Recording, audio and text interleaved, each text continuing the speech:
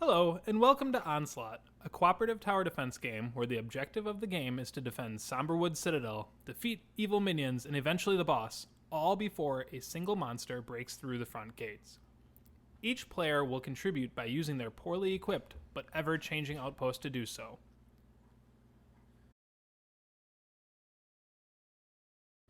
Let's explain some of the icons and keywords you will see during gameplay. On a monster card, there are 4 parts to look at. The name will appear in the upper right corner. If it is a boss, this is where it will be labeled as such, as well as the player count. In the lower right corner, there may be special rules. Not all cards will have these.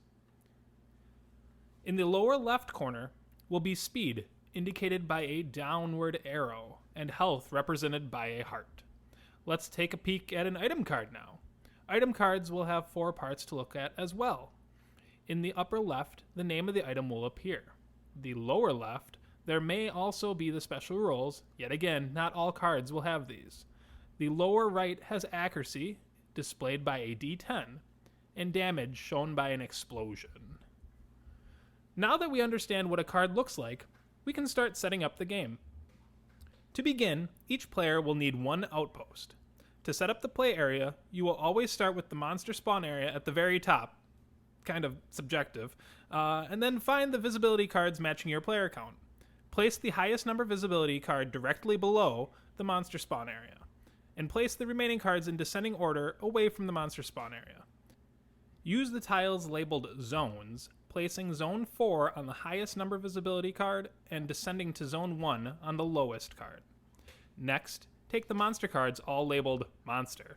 Set aside the monsters in which boss appears and shuffle the remaining cards. Choose a boss appropriate for your player count and put it halfway through the deck or 15 cards from the top. Place the monster deck by the monster spawn area. Then take the item cards, shuffle them, and place them in a location that people can easily grab, but also off to the side. Maybe not under the table, perhaps on it might be a good idea. The way the game plays is in multiple phases that will repeat until the boss is defeated. The first phase is the scavenge phase. The first thing you will do in this phase is draw until you have 3 cards in your hand.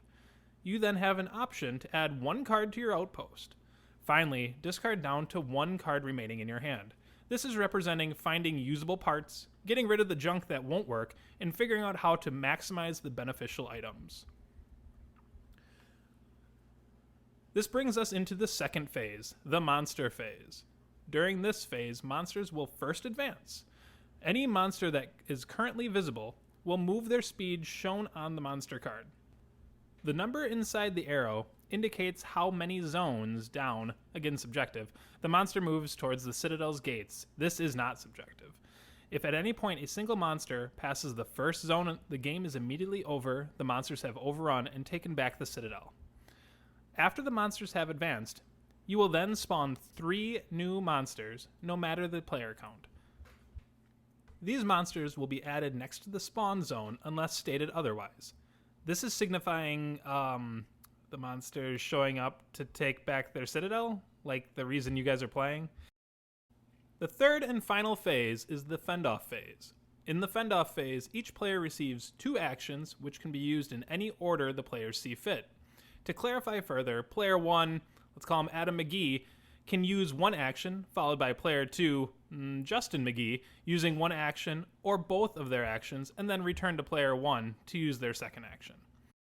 Actions can be used to either shoot or support. With a shoot action, you select which weapon on your outpost you want to attack with, and declare which monster you are targeting. Roll a d10 and add your weapon's accuracy. If the result is greater than or equal to the monster's current zone's visibility, you hit. When a die shows a 10, it will automatically be hit, even in the monster spawn zone. If you hit, you will hurt them based on the weapon's damage. Place red tokens on the monster for each damage received. If the amount of damage on a monster ever meets or exceeds their health value, the monster is destroyed. If a die shows a 1, discard the weapon used for the attack. It has jammed and has completely fallen apart. The basic support action will give a friendly player +1 accuracy. Support cards can replace your basic support option and provide alternative bonuses instead. All support bonuses are good for their entire turn and are cumulative from other players. This final phase reflects you actively shooting, helping track the monsters, and providing different tools to assist the battle. This is the basic overview of the game.